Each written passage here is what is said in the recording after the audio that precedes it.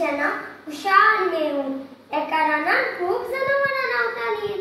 त्या जनावरांमध्ये एक मेरू आपल्या दोघा पोरांगे खुशाल रावताले. एक दीस दोन हाताची दोगांय पोरां एके दरीत पावली.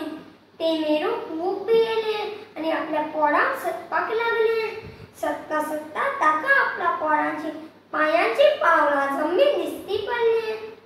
ते पळयत तेचे दरीत पावले. पळत जाल्यार कितें, ती दोन शिवाची. त्या दोनी तरेतरे जनावरांची आडू आसा. ते मेरू खूप भियेले. तितल्यानूच ताची पोरां धांवत आयली.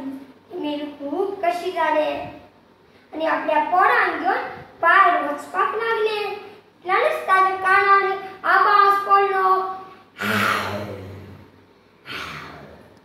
ताणें खूब पळयले. पळयत जाल्यार कितें, शिव दरी भायरूच आसा. कितें करचें ताका कांय समजना जालें. इतल्यानूच ताच्या मनांत एक मांडणी आयली आनी मोठ्या तोंडान म्हणलें, रडू नाकात म्हज्या भुरग्यांनो. तुमकां भूक लागला न्हय, रा तुमकां शिव धरून हाडटा. मागीर आमी पोटभर खावया. ही उतरां शिवाच्या कानार पडिना फुडें शिव मनांत म्हणपाक लागलो, हें आनी कोण म्हाज्या दरीत आसा. आतां म्हाका खावपाक सोदता. हें म्हाज्या व्हड जनावर आसतलें. हांव विनासल्या घेऱ्यार पडलो. शिव धांवपाक लागलो. तितल्यानूच ताका एक कोलो मारलो. ए शिवबाब, खंय धांवता? शिवान म्हटलें, म्हजे दरीत एक व्हड जनावर आसा. आतां म्हाका खावपाक सोदता. कोल्यान म्हटलें, कितें रे शिवबाब, तुज्या आनी व्हड जनावर ह्या रानांत कोण ना. चल या, हांव येता तुज्या बरोबर.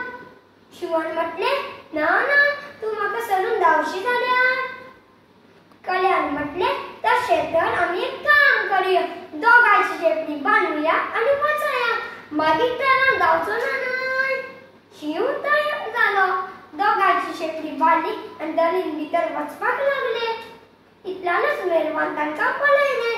ताणें मोठ्या तोंडान म्हणलें, ओ पळय शिव येता आनी ताच्या बरोबर कोल्याकूय हाडटा.